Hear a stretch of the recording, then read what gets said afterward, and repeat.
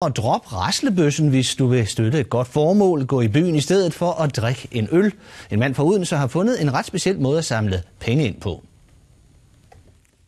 Hvordan omkom de 11 israelske atleter? Hvad har quizaften at gøre med det landet, vi skal gætte? Med et børnehjem i Filippinerne? Faktisk en hel del. Vi har samlet lidt under 40.000 danske kroner. Steven Carpenter og hans kone Lykke var sidste år i Filippinerne i forbindelse med et praktikophold. De rejste rundt og underviste børn i denne bus, en såkaldt mobilskole. Her vi kan se, det er en af vores første dage på de mobile sko i Filippinerne.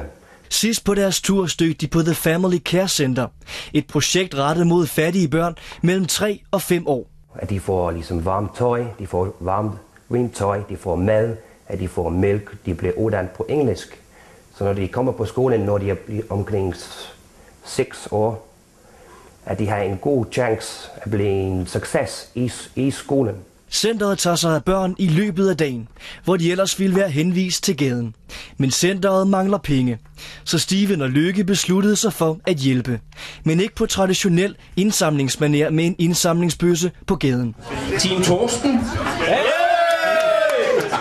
Team Tornado? For 6 måneder siden startede Steven og Lykke en quiz her på Smagløse i Odense. Dengang deltog 2 hold. Men quizzen har udviklet sig en smule. 14 hold har vi. Team Gucci? De består af cirka 50, kan jeg høre. Så har vi... Quizzen afholdes hver mandag. Det koster 20 kroner at være med, og vinderen får en flaske spiritus. Hele det indsamlede beløb går til The Family Care Center i Filippinerne. I dag der har vi fået 1.120 ind, og det er rekord. Det er da bedre at komme herned, og at den lille skilling, vi ligger for at være med og have det sjovt en aften, går til et godt formål, i stedet for, at det bare går til et tilfældigt værtshus eller et eller andet dumt. Og fornuftigt bliver de brugt. Pengene, som Steven og Lykke sender til Filippinerne, holder ikke bare The Family Care Center i live. De har også gjort det muligt at udvide. Når de lige åbent, der var 15 børn, men nu de er 45 børn. Vi kan se, at der er 2 Glenn-børn på The Family Care Center. Børnene giver Steven og Lykke masser af motivation, men indsamlingen har ikke været nem hele tiden. Og det har været et hårdt arbejde at finde til hver mandag, og lære 30 forskellige spørgsmål hver mandag.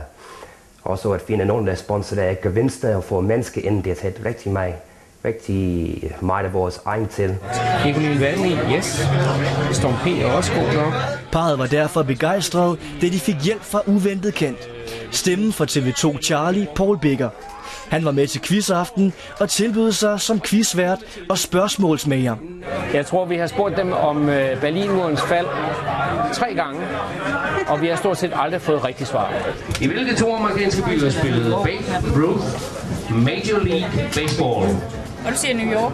Ja, det synes jeg det er Yankees her. Med quizsuccesen skulle man tro, at parret var tilfreds. Men ikke helt. Det kan jo altid gøres bedre. 6 måneder 40.000, det er fantastisk, men det vil være mere fantastisk, hvis det var 60.000.